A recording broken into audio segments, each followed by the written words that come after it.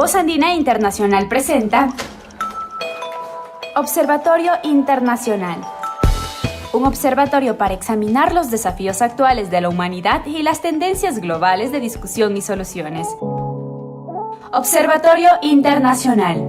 Marco Romero, su anfitrión, entrevista a académicos de la región y el mundo sobre temas estructurales y de coyuntura. Bienvenidos.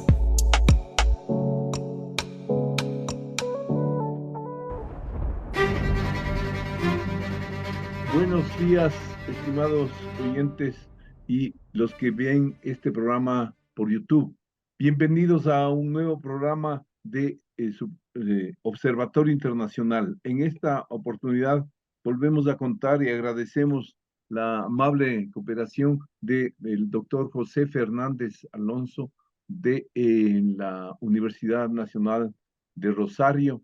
Él es especialista en relaciones internacionales, pero le hemos pedido que nos ayude a entender en esta mañana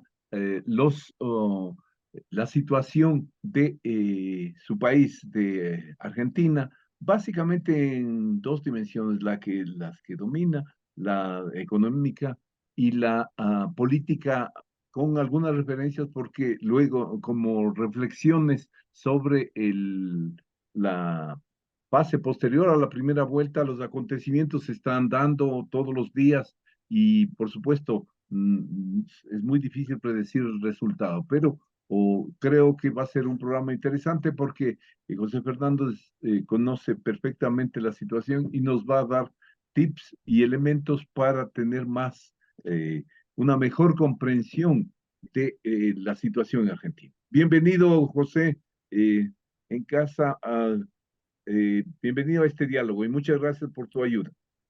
No, muchas gracias Marco ahí por la invitación. Es muy interesante e importante a la vez pensar y repensar todo el tiempo los contextos ahí que nos circundan. Y lógicamente ahí con este disclaimer o esta advertencia de inicio que todo el análisis que podemos hacer en términos de la coyuntura va muy posiblemente ser desvirtuado con estos sucesos que venía hablando, se están desarrollando en forma muy vertiginosa en términos políticos, pero también económicos. Eh, Planteando esta primera dimensión que habías señalado, la dimensión económica, señalar que la República Argentina viene atravesando prácticamente una década de estancamiento económico y acumulando desequilibrios en prácticamente todos los indicadores de la macro. En este sentido, todos las respuestas que se le vinieron dando en las últimas gestiones fueron respuestas, si se quiere, de corto o medio plazo, o aquellas respuestas que buscaban atravesar o plantearse como alternativas de largo plazo, no pudieron prosperar precisamente por la el acumular de estos desequilibrios y una circunstancia en la cual un desequilibrio, tal vez el más importante que se vivencia en el día a día, que es el de la inflación, eh, se, eh, es retroalimentado por otro desequilibrio que exige también una respuesta rápida. Y en este contexto de buscar sortear estos desequilibrios de modo de corto y mediano plazo, fueron también resquebrajándose las diferentes eh, bases que tuvieron cada una de las administraciones últimas y este proceso político que se vive como un deterioro generalizado y una reconfiguración de las alianzas electorales y también de gobierno que no es propia de la administración Fernández sino de la administración Macri y de la última administración de Cristina Fernández de Kirchner. Y muy posiblemente vamos a vivenciarlo en la próxima administración. Muchísimas gracias por estos primeros elementos. Y me parece muy interesante esta perspectiva de corto y mediano y largo plazo que adoptas. Entonces, más bien entremos primero por lo del corto plazo. O sea, en realidad, la década perdida que tú señalas, últimos trabajos de CEPAL muestran que es general en la región, no es exclusivo de Argentina. Pero la pregunta sería, ¿por qué en Argentina bueno, eh, estableciendo muy claramente que las respuestas a los desequilibrios que vienen desde el 2015 para acá también no son eficaces en ningún país de la región prácticamente, si bien hay diferencias, por supuesto, en la situación actual. ¿Por qué razón en Argentina ha llegado a esta situación tan grave? Y allí comenzaría por un indicador muy preciso. Tú eres muy joven y seguramente no viviste la hiperinflación argentina o no la recuerdas mucho, pero frente a esos episodios, la inflación, sí, siendo después de la de Venezuela una de las más altas del mundo, sí, ha generado un deterioro social, un deterioro de la pobreza que es muy grave y que se expresa en parte en las elecciones. Esa sería la primera pregunta. ¿Por qué, siendo una tendencia regional marcada, por qué a tu criterio se agrava más en Argentina? Sí, o sea, digamos, creo que ahí está la lógica también de entender a estos procesos desde la economía política internacional.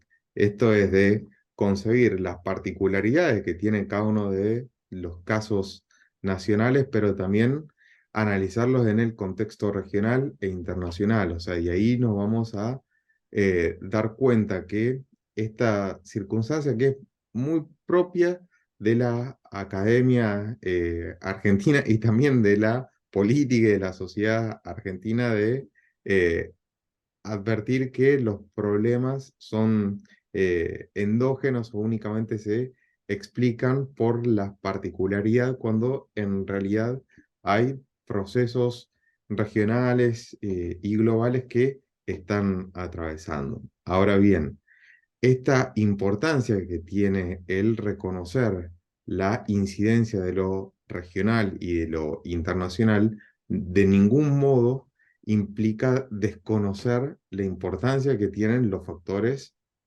domésticos. Y en este sentido, para explicar la inflación o por qué la inflación tiene estos niveles, bueno, en términos eh, eh, económicos, si se quiere, hay algunas explicaciones que dan cuenta. Eh, un déficit cuasi fiscal que tiene que financiarse con emisión creciente, tal como había sucedido en la década del 80, un déficit cuasi fiscal que está explicado en buena medida por unas letras de liquidez que tienen intereses que van generando una autonomización de la deuda y exigen, lógicamente, una mayor emisión por su propia existencia. Ahí, Eh, perdón, hay un detalle. ¿En cuánto está la tasa de interés en esos papeles que acabas de mencionar? bueno, fueron Más o menos. modificándose en las últimas semanas, pero estamos hablando de tasas alrededor del 150%. Entonces, esta circunstancia implica a la postre que se emita eh, constantemente y que se duplique la base monetaria en un tiempo muy reducido. Esto, digamos, como una explicación monetaria, o económica monetaria, si se quiere. En términos de sociología económica, podríamos señalar que los argentinos fuimos eh, aprendiendo a convivir con la inflación durante los últimos 15 años. Y este aprender a convivir, lógicamente, fue incrementándose hasta llegar a un punto en el cual hay un hastío social a esta circunstancia, pero en términos sociales, esta preocupación por una inflación o por niveles inflacionarios era tal, y no hay que desconocer que siempre estuvo a la palestra de la discusión política y social, pero a medida que los salarios se iban ajustando a esos incrementos generalizados de los precios, se eh, asimilaba esa inflación creciente. Ahora bien, en este aprender o aceptar a convivir con niveles de inflación crecientes, fue erosionándose en el transcurrir del tiempo, y muy particularmente la pandemia del COVID-19 marcó un punto de quiebre, porque se combinó esta continuidad, esta persistencia a niveles inflacionarios y una pérdida del poder adquisitivo de los sectores asalariados pero no formales. Entonces, esta circunstancia generó también un quiebre en ese aprender o el aceptar de convivir con la inflación en, en la sociedad, ya que un sector se vio muy perjudicado por esta circunstancia, y las eventuales respuestas gubernamentales para esta circunstancia fueron de corto plazo, y lógicamente no hicieron sino incentivar esta tendencia inflacionaria, porque lógicamente implica mayor inflación. Ujú. Perdón, Ahora, perdón. sí. Uno de los elementos de esa estrategia de convivencia con la inflación es esto de la dolarización de facto de los ahorros de buena parte de los argentinos. Entonces, de lo que te escucho, bueno, yo tengo el gusto de conocer tu país desde comienzos de los 90, la primera vez que fui. Y, y desde el principio me recuerdo que la gente en los almacenes, en los restaurantes, conversando, tenía el hábito de dolarizar sus ahorros siempre que pueda. Entonces, es verdad que esa es una tendencia de largo plazo que viene desde antes o desde las épocas de hiperinflación, o sea, digamos, debe haberse agudizado con esta elevación de la inflación que tú has señalado, porque al 2020 la inflación no estaba más allá de 20% Ujú. cuando Sí, sí, arranca el COVID. Entonces, quisiera que nos cuentes, o sea, ¿de cuándo data esta predisposición? Yo diría no solo de las élites, por supuesto, sino de los sectores medios y medios, o de los asalariados para protegerse dolarizando sus ahorros.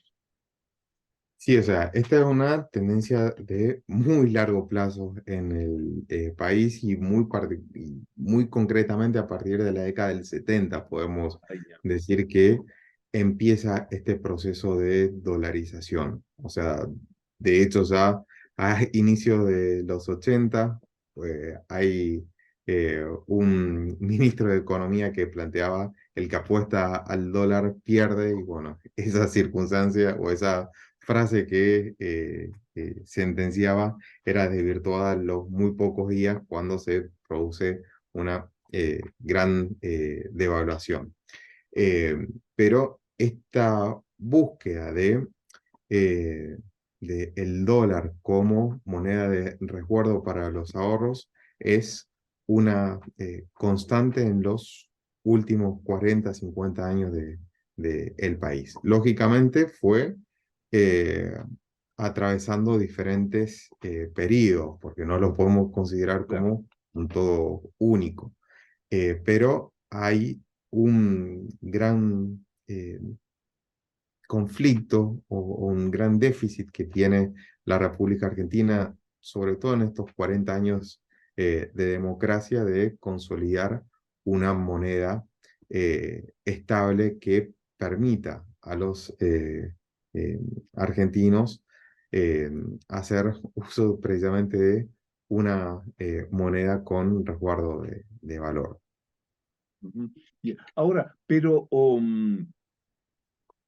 siendo esa digamos, una estrategia utilizada desde hace mucho tiempo atrás, entonces, me encantaría escucharte que nos digas cómo va esta, porque el debate sobre la dolarización, bueno, ya se dio con la convertibilidad en los noventas y al fin cuando se quiebra la convertibilidad, ¿ha alcanzado realmente una relevancia significativa esa discusión o no mucho?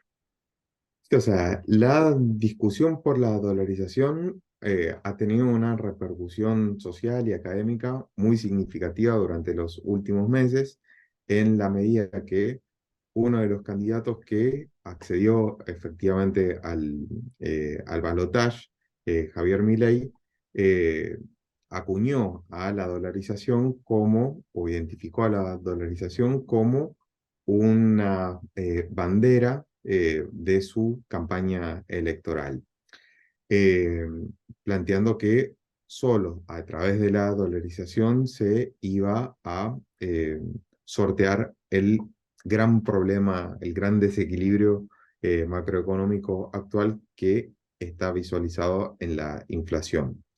Ujú, Esta propuesta fue muy, muy debatida en los círculos académicos en los últimos meses y también en la sociedad. En términos generales, podemos decir que las discusiones académicas se mostraron en su mayoría críticas de esta alternativa por todas las externalidades negativas que trae adoptar un tipo o un régimen cambiario de esta naturaleza.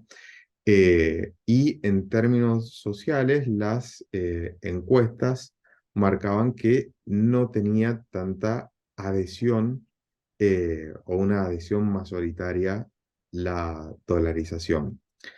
Eh, Tras los sucesos ahí de la última semana y nuevamente con este disclaimer que lo que podemos decir en este contexto pueden quedar en palabras al vacío muy rápidamente, ujú, eh, parece advertirse que hay una baja en el discurso de ujú, el candidato Milei de la propuesta de dolarización, había cuenta que los economistas que se incorporarían por parte de el PRO, que es el partido del ujú. expresidente Macri, a una eventual gestión de Javier Milei, no comulgan en demasía con este proyecto de dolarización.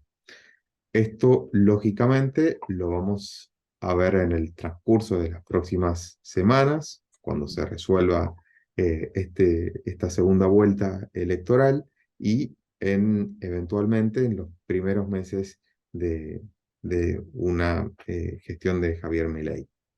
Eventual. Bien, Ujú. ahora, sin entrar en demasiado tecnicismo, porque he seguido muy poco el tema, pero vi que habían surgido varias propuestas, una propuesta tipo Ecuador, una propuesta tipo El Salvador. Yo no entendí. Eh, eh, ¿Cuáles eran esas especificidades que se estaban planteando allí? Porque, y me parece muy adecuado lo que tú señalaste hace un momento, esto del enfoque de economía política. O sea, los aparentes éxitos de de la dolarización en Ecuador, que se han vendido y se han manejado en la campaña, me parece que son absurdos, porque no han considerado básicamente dos elementos. Uno, el superciclo de las materias primas del 2004 hasta el 2012 más o menos, que fue una inyección de recursos y que propició una relativa estabilidad de la economía ecuatoriana, pero que, como lo decía algún especialista norteamericano, la dolarización no convierte en un Rolls Royce a un Volkswagen de los años 50. Entonces, no cambia en absoluto el aparato productivo ni la competitividad de sus productos, etcétera. Esa una. Y la otra, que se olvida que primero que cuando Ecuador dolarizó en el 2000, tuvimos un primer año con 90% de inflación en dólares. Entonces, el Ecuador es comparativamente a Argentina y a toda América Latina un país muy, muy caro y la tasa de interés no ha bajado en absoluto. Las tasas de interés acá han oscilado un poco, pero han tendido a estabilizarse por sobre el 10%. Entonces, eso significa que ese supuesto beneficio de la dolarización no se obtuvo. Entonces, ahí me parece que me gustaría escucharte tus aportes en ese plan. Y bueno, ahí en relación con la primera parte de la pregunta, señalar que efectivamente han habido por parte del equipo de Javier Milei diferentes propuestas para llevar adelante una dolarización. O sea, si lo podemos plantear en términos de sofisticación, podemos plantearlo en dos polos, si se quiere, en todo el espectro de proyectos que anduvieron dando vueltas por ahí. Por una parte, una dolarización de facto en la cual los argentinos o los residentes argentinos vuelquen a la economía todos sus ahorros en dólares, que están calculados en 200.000 millones de dólares. Eh, Esta circunstancia o esta iniciativa se basa en que la nueva administración generaría la confianza necesaria para que esos dólares que están resguardados en diferentes activos o dólares físicos en alguna parte, Ujú, vuelvan a la economía y se genere una dolarización de hecho. ujú, Y por otra parte, un proyecto que era el presentado por Emilio Ocampo, que es el de constituir un fondo de garantía en el cual se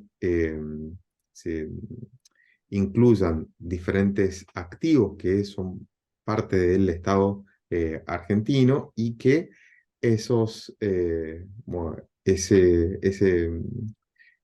fondo pueda titularizarse y venderse a fondos de inversión que presten a la República Argentina los dólares necesarios para volcarlos a la economía real.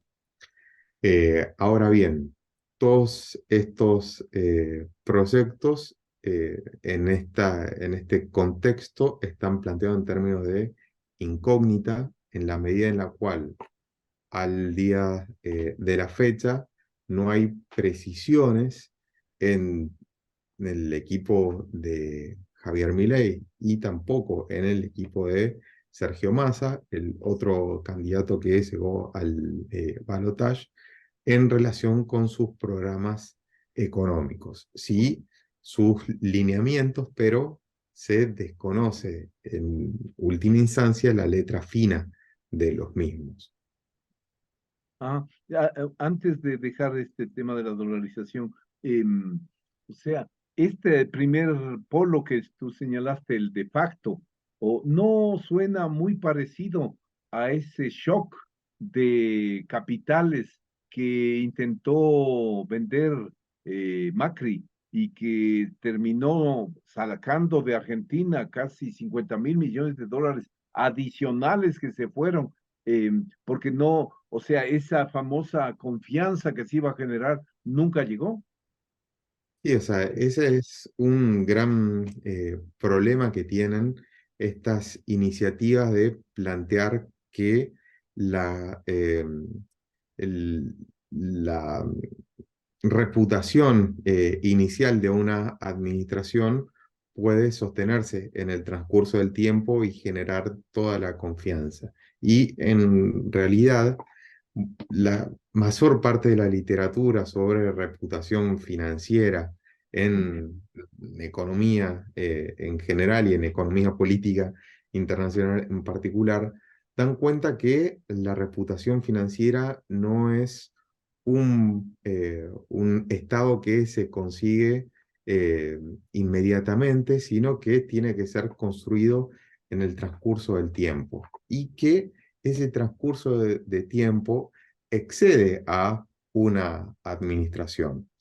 E incluso dentro de una administración, estas lógicas basadas en la reputación no hacen sino generar incentivos por apuestas incrementales que terminan siendo inconsistentes en el mediano y largo plazo porque exigen cada vez de mayor respaldo político-social que suelen operar en detrimento precisamente de esta lógica de búsqueda de reputación, porque a mayor búsqueda de reputación financiera, hay una mayor erosión de esas bases que sustentan a las administraciones en la medida en la cual se exigen o están ancladas en un pago de compromisos financieros o políticas de ajuste o políticas de flexibilización que terminan impactando a una parte significativa de la sociedad que respalda a ese gobierno, a esa administración.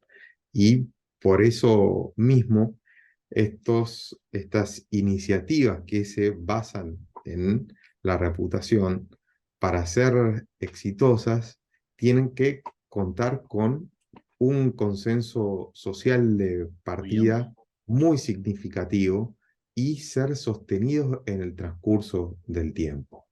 Eh, y estas iniciativas resultan muy difíciles de sostener en un contexto político actual, no solamente de Argentina, no solamente de la región, sino de el mundo entero en el cual las sociedades están atravesando un proceso creciente de fragmentación y de polarización al mismo momento. Entonces, en estas coyunturas en el cual las sociedades son cada vez más difíciles de gobernar y de generar estos consensos, las iniciativas de búsqueda de reputación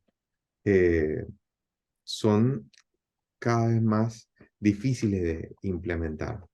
Ujú, ujú. Ahora, un poco entiendo en el otro polo que planteabas, o sea, la propuesta que de este Ocampo, o parece, pero un enfoque que ni en Chile se aprobó cuando estaba el neoliberalismo en su apogeo, o de privatizarlo todo, o Chile no ha privatizado el cobre, ni Pinochet se atrevió a eso, pero Milei está proponiendo entonces, tras esa propuesta, estaría una enajenación de toda la riqueza argentina.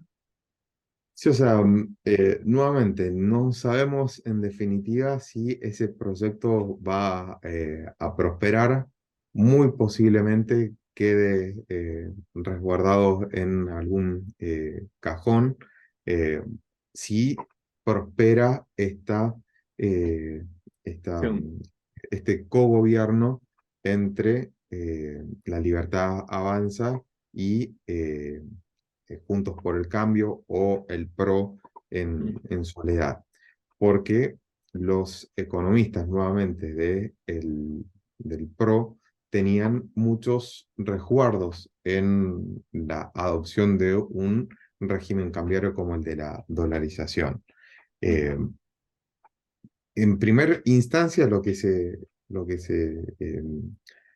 eh, plantea es esta falta de complementariedad entre la República Argentina y Estados Unidos. O sea, son economías que no operan en términos complementarios y por eso muchos plantean que más que avanzar en un proyecto de dolarización, Argentina debería eh, propiciar en todo caso un proceso de una creación de una moneda única con Brasil o inclusive si se busca una divisa más fuerte, una adopción del euro como moneda como moneda de curso legal antes que el dólar por las propias interrelaciones Claro, económicas. claro, claro, claro.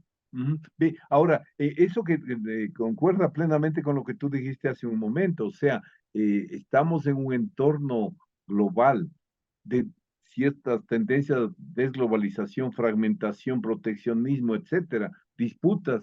Entonces, por supuesto, este es un tema para varios programas más, el tema de hacia dónde se dirige la evolución del sistema monetario con esta desdolarización que algunos países están intentando muy lentamente y que todavía en un marco de una brecha o de un peso muy importante del dólar frente a las otras monedas. Pero dejando de lado eso, una cuestión que me interesaba particularmente como ecuatoriano era alguna línea, nomás leí, que se hablaba de que uno de los obstáculos para la dolarización en Argentina era sobre todo el tamaño de la economía, que es una economía muchísimo más grande que todas las otras.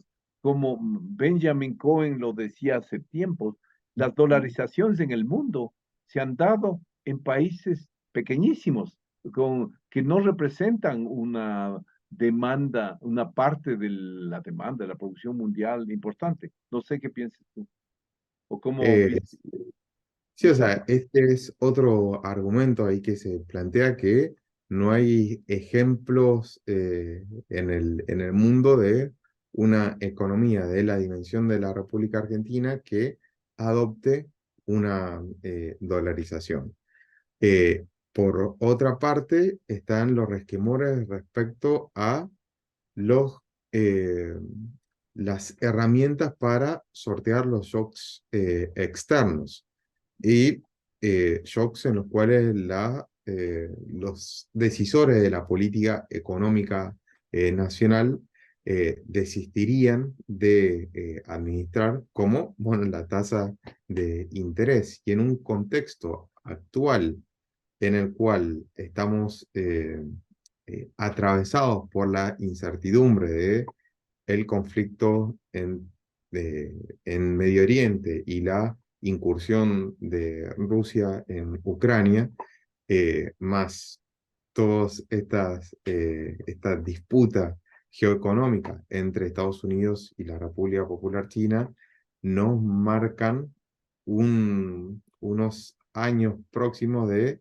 tasas de interés de referencia elevadas. Es decir, que no vamos a reconocer en lo inmediato los, eh, los indicadores que habíamos conocido, por lo menos en términos monetarios y financieros, en los primeros años de la segunda década del siglo XXI.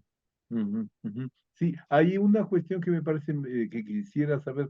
El Fondo Monetario, como en el caso ecuatoriano, bueno, después se supo que siempre estuvo en contra. de la dolarización en el Ecuador incluso, pero luego se subió a la camioneta y ya la a defender y todo eso. Pero en el caso de Argentina, mantuvo una cautela digna de mejor causa, me parece, ¿no?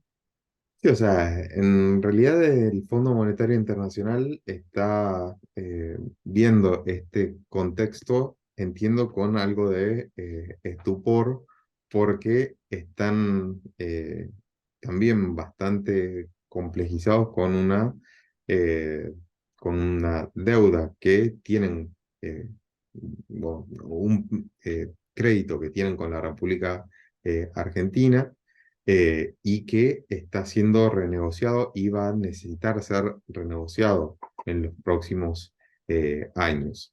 Y en esa calidad de acreedor, entiendo, está en una circunstancia bastante compleja para emitir un posicionamiento al respecto. Sí, podemos plantear como antecedente no de dolarización, sino de una caja de conversión como el que adoptó la República Argentina desde el año 91 hasta el año 2002, en el cual los, eh, los funcionarios técnicos del organismo se mantenían muy reacios a eh, aceptar el programa de convertibilidad, el plan de convertibilidad, y fueron los contactos políticos de la administración de ese momento, de Carlos Menem, con el gobierno norteamericano, el que pudo torcer o el que pudo hacer valer el peso del staff político del Fondo Monetario Internacional por sobre las opiniones técnicas. Porque también desde la economía política internacional amerita reconocer que el Fondo Monetario Internacional no es una entidad con una voz única, más allá que la interpretemos así desde estos lados, pero tenemos que advertir que dentro de este organismo, como dentro de de todas las instituciones, Así es, hay posiciones eh, encontradas.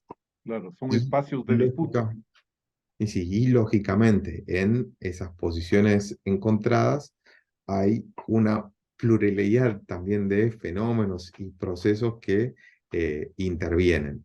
Ujú. Eh, por lo tanto, eh, no podría dar una afirmación conclusiva respecto a esta nueva etapa de la República Argentina que tiene el Fondo Monetario Internacional. Entiendo que está analizando este, este escenario con extrema cautela y algo de preocupación, como Ujú.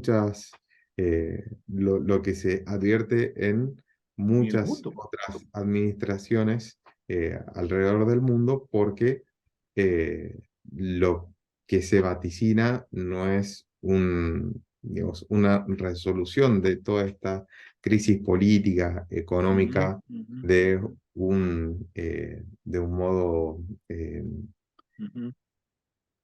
eh, a ver Un cómo, aterrizaje a suave. ver, No, sí, Nuriel sino Rubini precisamente como hablaba de una... las mega amenazas y Sí, una de sí. esas es la madre de la crisis de la deuda, la madre de todas las crisis de la deuda, prevé Rubini. Tú has mencionado ya varias veces eh, elementos que nos llevan al otro desequilibrio, al desequilibrio externo, dejando de lado el servicio de la deuda Mm. externa, que es muy, muy alto. Pero Argentina ha enfrentado en estos 2, 3 años últimos también problemas de sequía en el agro, o cómo está la balanza comercial.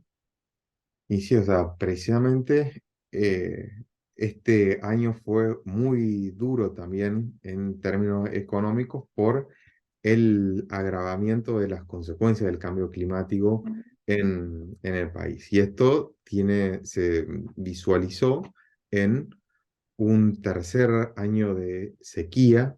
En este último año en particular se calculan que las pérdidas en ingreso de divisas fueron entre 18.000 y 22.000 millones de dólares, que parecen haberse revertido o que se van a revertir en en el próximo año, en la medida en la cual hay algunos indicadores que este proceso de sequía parece haberse menguado. Sin embargo, esto está repercutiendo también de modo bastante desigual en términos de cultivos, ya que como se realizan en diferentes estaciones, algunos todavía se ven afectados por estas condiciones de sequía. Se está planteando que las, la cosecha de el trigo fue bastante afectada por la sequía de los últimos meses, y que esta circunstancia va a seguir afectando este desequilibrio estructural que está teniendo la balanza de pago de la República Argentina. Ujú. Y la apuesta por la minería y por el litio todavía no llega a tener una significación suficiente como para compensar estos problemas, ¿no?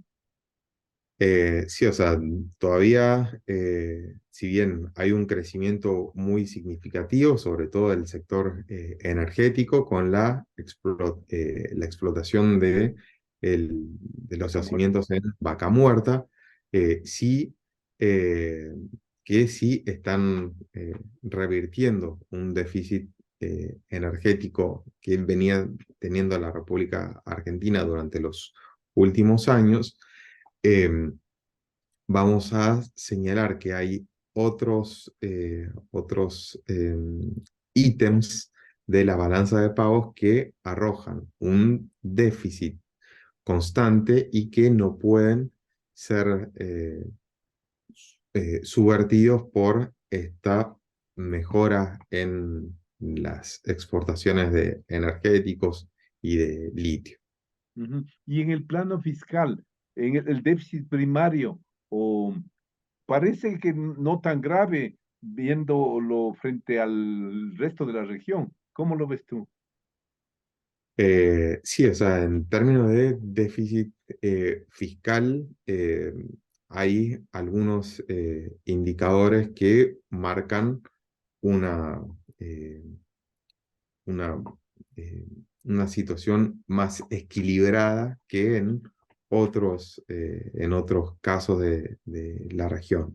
Ahora bien, a este déficit fiscal tenemos que sumarle el déficit cuasi fiscal generado por estas emisiones que están generando este desequilibrio madre, como es el de la inflación.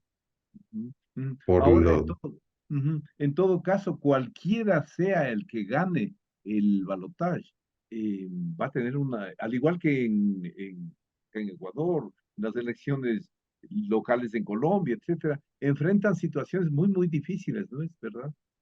sí, o sea, quien asuma el 10 de diciembre del 2023 la presidencia de la nación no va a tener una tarea muy sencilla, sino que tiene que resolver todos estos desequilibrios que vienen generándose, y estos desequilibrios fiscales, monetarios, de balanza de pagos, van a tener repercusión social y un impacto social muy significativo. Ujú. Ahora, tú que sigues mucho las instituciones financieras internacionales, ¿has escuchado algo de que se esté examinando o comenzando siquiera una nueva emisión de derechos especiales de giro? Hay proyectos por parte del Fondo Monetario, o dentro del Fondo Monetario Internacional, para una nueva eh, eh, emisión. Ahora bien, las necesidades financieras, ¿Cuánto recibió Argentina para tener eso? Una idea, porque Ecuador recibió 900 millones. y aproximadamente 4.500 millones que sirvieron para eh, eh, devolver parte del el crédito o seguir eh, haciendo un rollover Ujú, de este crédito, ujú, en términos más técnicos. ujú, Eh, pero esta, eh, esta nueva emisión eventual, que ujú. está muy discutida, Y porque toma hay muchos algunos. años en madurar, ¿no? Hay muchos que están planteando que tiene que ser una emisión enfocada directamente para financiar medidas de adaptación y mitigación Cambio climática, o climático. Ujú, para el financiamiento de proyectos encuadrados en ODS ujú, o, eh, o emisión direccionada, que genera, y esto escapándonos ahí de la realidad argentina, sería muy interesante eso, ¿no? muchas discusiones por parte de los decisores políticos y de los decisores económicos y los decisores monetarios, porque hay algunas entidades monetarias que defienden a rajatabla su independencia y que no aceptan una condicionalidad de los activos que empiezan a conformar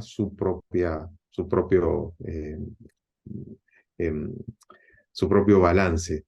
Ujú. Entonces, esa circunstancia de emisiones condicionadas también genera una discusión o una tensión dentro de los países desarrollados. No lo seguimos tan de cerca eh, en la cotidianidad, pero para aquellos que nos interesa el tema, las discusiones en el eh, Bundesbank, el Banco Central de De Alemania. Alemania, o el de Francia, o el propio Banco de Inglaterra, dan cuenta de estas tensiones al, dentro de cada uno de los estados en relación con estos proyectos de emisión de los derechos especiales de giro.